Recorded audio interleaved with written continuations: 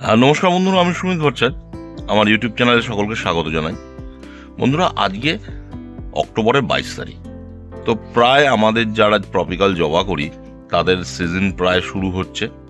তো এই সময় কিছু কাজ করে নেওয়া যেতে পারে, যেই কাজগুলো করলে আপনি যেমন এই জবার যেই সিজনিংটা আমরা বলি, শীতকালে যেই সব ভ্যারাইটিগুলো ফুল দেয় তার ভালো ব্লুমিং হয়, তেমনি সারা বছরই গাছটা একটু সুস্থ স্বাভাবিক থাকে। তো এই পর্যায়ে মানে এই সময়টায় আপনি অনেক কিছু গাছের কাজ করতে পারেন, যদিও একটু সময়টা একটু এগিয়ে এসছে, মানে আরও একটু আগের থেকে করা উচিত হলে আরও ভালো হয় ব্লুমিংটা। তো তবুও আপনি এই মুহূর্তে যে জিনিসগুলো করতে পারেন এবং কিভাবে করতে পারেন, মানে একদম বললাম বলে যে ওটা করবেন সেরকমভাবে নয়, কি পদ্ধতিতে করতে পারেন সেই ব্যাপারে আজকে একটা ছোট্ট ভিডিও করছি। প্রথমত আপনি এই সময় যেটা করতে পারেন, আপনি রিপোর্ট করতে পারেন। তো রিপোর্ট করতে পারেন কোন কোন গাছগুলো সেগুলো আমি দেখাবো। তবে আমি যেটা বলে রাখছি যে এই টাইমে আপনি কিন্তু গাছের শিকড় কাটাই ছাটাইয়ের দিকে নজর দেবেন না। জাস্ট একটা ছোট টবে যেই গাছগুলো আছে সেগুলো বড় টবে দিয়ে দেবেন। দুই, যেটা হয় ধরুন আপনার একটা বড় টবে আছে কিন্তু গাছটা সেই অর্থে গ্রোথ হচ্ছে না বা ফুল আসছে না, আপনি লক্ষ্য করে দেখেছেন, সেক্ষেত্রে আপনি কি করবেন, সেটাকে একটু সাইড থেকে মাটিগুলোকে সরিয়ে দিয়ে নতুন মাটি বা ঘাস যে মিডিয়া আপনি সেটাই দিয়ে দেবেন। তাহলে আবার সে রিচার্জ হবে এবং ভালো ফুলটা দেবে। তো আজকে আমি যেটা দেখাবো আপনাদের, যে আমি কোন কোন গাছগুলোকে মানে একদম চোখ বুঝে আপনি রিপোর্ট করতে পারেন এবং কোন কোন পদ্ধতিতে করতে পারেন এবং কোনটার ক্ষেত্রে কোনটা মানে কী ধরনের রিপোর্ট, কোনটার ধরনের ক্ষেত্রে মাটিটাকে চেঞ্জ করা, সেটা আপনাকে আমি দেখাচ্ছি। তো চলুন বন্ধুরা, দেখুন আমি কিছু ছোট টবকে আমি ফোকাসড করি। প্রথমত আমি যদি দেখাই, এই যে এই গাছটা একটা প্লাস্টিকের টব, এটা 5 ইঞ্চি টব। এটা বেশ যথেষ্ট বড় হয়ে গেছে এবং গ্রোথ সবই ঠিক আছে, কিন্তু গাছটা তুলনামূলকভাবে ছোট একটি টবের মধ্যে রয়েছে এবং আপনি যদি একটু খোঁচান তাহলে দেখতে পাবেন এর শিকড়ও ভালো ডেভেলপ করেছে। তো আপনি এই গাছটাকে রিপোর্ট করতে পারেন। তো রিপোর্ট করবেন কি, কোনো শিকড় কাটবেন না, আপনি যেরকমভাবে তুলবেন, তুলে যা ঝরে গেল, যেইটুকুনি রইল সেইটুকুনি আপনার মিডিয়াতে আপনি দিয়ে দেবেন এবং দিয়ে আপনি এটাকে ডাইরেক্ট একটা ব্যালেন্সড খাবার দেবেন। ব্যালেন্সড খাবার মানে হচ্ছে যেখানে সব কিছু থাকবে, যেন এই গাছটার যেইটা মানে গ্রোথ আছে তাতে ফুল আসার মতন হয়ে গেছে। তো আপনি টব থেকে এরকম উল্টো তুলবেন, তুলে একটা নতুন টবে দিয়ে দেবেন। তো তেমনি এই গাছটার ক্ষেত্রেও ঠিক একই ব্যাপার। এই গাছটাও মোটামুটি যথেষ্ট বড় আছে। এই গাছটা এখন যেই ছোট টবে আছে সেই টবটার মধ্যে রাখার থেকে একটা নতুন টবে দিয়ে দেওয়া উচিত। কিন্তু অপরপক্ষে যখন এইরকম ধরনের আমি গাছ দেখব, যে এই ধরনের গাছ একটা টবে আছে, ছোট টবে, কিন্তু এর গ্রোথ বৃদ্ধি তেমন নয়, তো এইগুলোর ক্ষেত্রে আমি শুধু করব কি, এইটা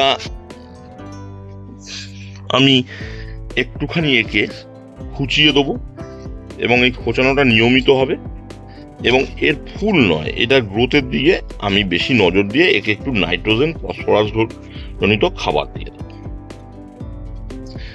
আবার দেখুন, এটা একটা নার্সারি থেকে আসা গাছটার কোনো গ্রোথ নেই।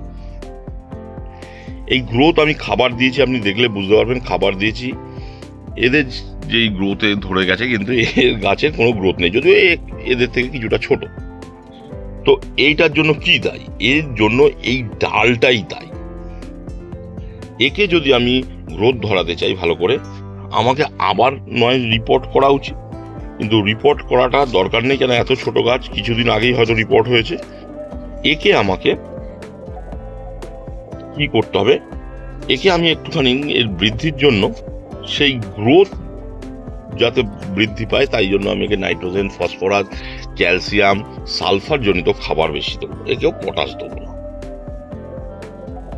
তো এই যে গাছগুলো যারা যথেষ্ট লম্বা হয়ে গেছে, বড় হয়ে গেছে, এদের যেমন আমি কিছু করব না, এই যে এদের শুধু আমি গাছের মানে হচ্ছে যে রিপোর্ট করব অন্য টবে, এবং শিকড় না কেটে যেটুকুনি ঝরে গেল, বাদ বাকি একটা বড় টবে দিয়ে দেবো, তেমন এই গাছটার ক্ষেত্রেও তাই, টবে দিয়ে দেবো।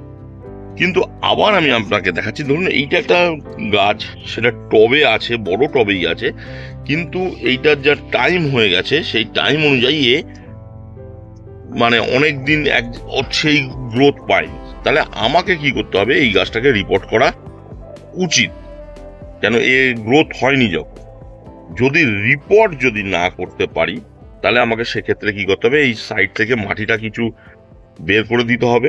আপনার যদি আমি ঘ্যাসে করেছি কিছু ঘ্যাসে, তো এর শিকড়কে বৃদ্ধির উপযোগী ব্যবস্থা আমাকে করতে হবে। মাইক্রোরাইজার দেবো, এবং যেহেতু এটা অনেকদিন ধরে আছে এবং হয়নি, এর নিশ্চয়ই মাটির প্রবলেম রয়েছে, তাই হয়নি।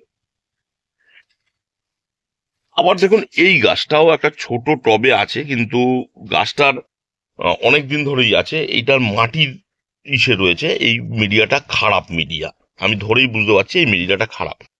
এই গাছটা যতই বড় না হোক, কিন্তু মিডিয়াটা যখন আমার মনে হচ্ছে ঠিক মনোপুত নয়, তো আমি এইটাকে রিপোর্ট করব।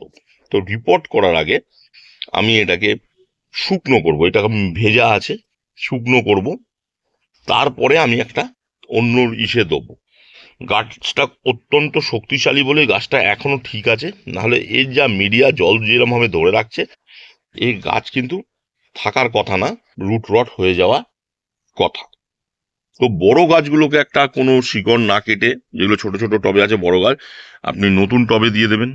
এই ধরনের গাছের সাইড থেকে অনেকটাই মাটি তুলে নেবেন, তুলে নিয়ে পারলে, আমার মনে হচ্ছে এর কোনো শিকড়ই ডেভেলপড হয়নি, আমি খুলে দেখাই। তো এইটাকে বের করব।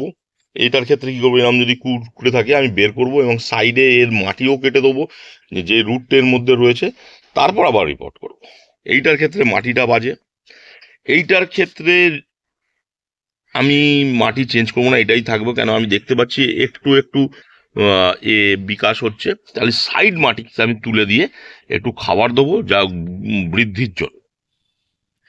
বাদবাকি আপনারা যদি ছোট টবে থাকে সেটা বড় টবে দেবে, কিন্তু বাদবাকি এই টাইমে শিকড় কাটতে যাবেন না। এবার শিকড় কাটতে কেন যাবেন না সেটা একটু ক্লিয়ার করে দিই। আপনি শিকড় কাটলে গাছের কোনো ক্ষতি হবে না, কিন্তু এইটা তো কিছুদিন পরে ব্লুমিং পিরিয়ড, তো আপনার কি হতে পারে, ব্লুমিংটা মানে গাছটা যে যখনই শিকড় কাটবেন একটু পিছিয়ে যাবে, তাছাড়া আর কিছু না। আপনি ভাবছেন যে ওয়েদারের কথা বলছি না, আপনি শিকড় এমনি কাটতে পারেন, কিন্তু ফুলটা পেতে আপনার একটু দেরি হবে। বাদবাকি খাবার যে ক্ষেত্রে, এই যে ছোট ছোট গাছ এইগুলোকে বাড় বৃদ্ধির জন্য খাবার দিতে হবে, বড় বড় গাছ এইগুলোকে ফুলের জন্য খাবার দিতে হবে, এরকম ধীরে ধীরে আপনাকে স্টেপ বাই স্টেপ আপনাকে কাজ করতে হবে।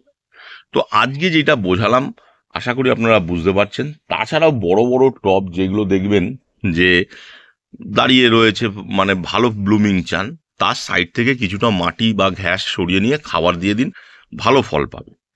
আমি এইগুলোর রিপোর্টিংয়ের আমি ভিডিও একটা আলাদাভাবে করব, আজকে আর করা সম্ভব হলো না। তো যদি কিরমভাবে ঘ্যাসের মিডিয়ার রিপোর্ট করতে হয় সেটা একটা লাইভ দেখাতে হয়, মানে আপনারা দেখেন শিখতে চান, সেটা আমি আপনাদের দেখিয়ে দেবো। প্রথমত আপনাকে প্রথমে কি করতে হবে, সারফেসটাকে হচ্ছে শুকনো করে নিতে হবে, তারপরে বের করে নিতে হবে।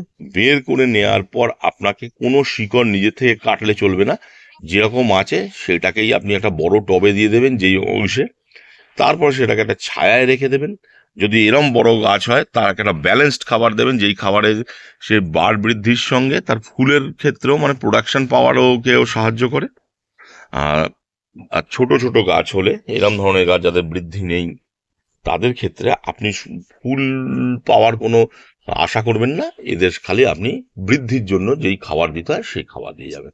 তো বন্ধুরা, আজকে এইটুকুনি, আবার দেখা হবে।